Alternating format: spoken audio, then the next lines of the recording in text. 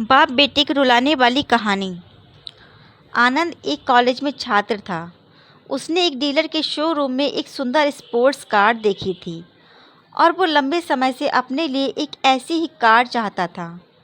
आनंद जानता था कि उसके माता पिता इसे खरीदने के लिए सक्षम हैं, इसलिए उसने उन्हें बताया कि उसे ये कार अपने ग्रेजुएशन कंप्लीट होने पर गिफ्ट के रूप में दी जाए। देखते ही देखते वो दिन भी आ गया और पिता ने आनंद को अपने निजी कार्यालय में बुलाया। उन्होंने उससे कहा कि मुझे तुम्हारे जैसे अच्छे बेटे पे बहुत गर्व है। उन्होंने उसे बताया कि वह उससे कितना प्यार करते हैं और उसे एक प्यारा रैपर से लिपटा हुआ उपहार दिया।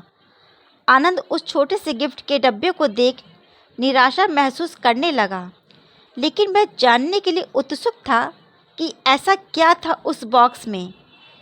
इसलिए उसने बॉक्स तुरंत खोला और उसमें एक लाल कपड़े से लिपटी भगवत गीता देखी। आप इतने अमीर हैं और आप मुझे केवल एक गीता दे रहे हैं? काफ़ी गुस्से से अपने पिता पर वो चिल्लाया और अपनी नाराज़गी और गुस्से के बस में आकर न आओ देखा न ताओ तुरंत घर छोड़ दिया। काफ़ी साल बीत गए।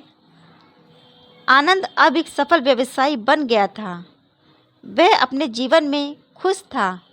उसकी शादी हो चुकी थी और उसके 2 बच्चे थे।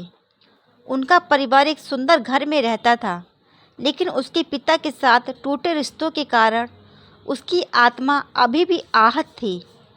आनंद अपने पिता का घर छोड़ने के बाद कभी उनसे नहीं मिला था। आनंद को उस दिन के बाद अपने पिता को ना मिलने का पछतावा हमेशा रहने वाला था, क्योंकि एक दिन उसे एक पत्र मिला जिसमें उसके पिता के निधन की खबर थी और साथ ही ये भी बताया गया था कि उन्होंने अपने जीवन भर की पूंजी वसीयतनामा के अनुसार अब आनंद के नाम कर गए थे। अपने पिता की सारी संपत्ति विरासत में मिली तब आनंद अपने पिता के घर पहुंचा और कुछ महत्वपूर्ण कागज़ की तलाश करने लगा और गलती से उसे वही भगवत गीता का उपहार लिपटा हुआ मिला, जिसे देख उसे फिर उसी उदासी का एहसास हुआ।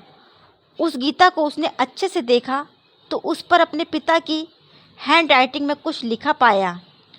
उस पर लिखा था, मैं खुद को बेचकर भी हर सपना पूरा करूँगा तेरा, बस तू सपने ज़रा बड़े देखना।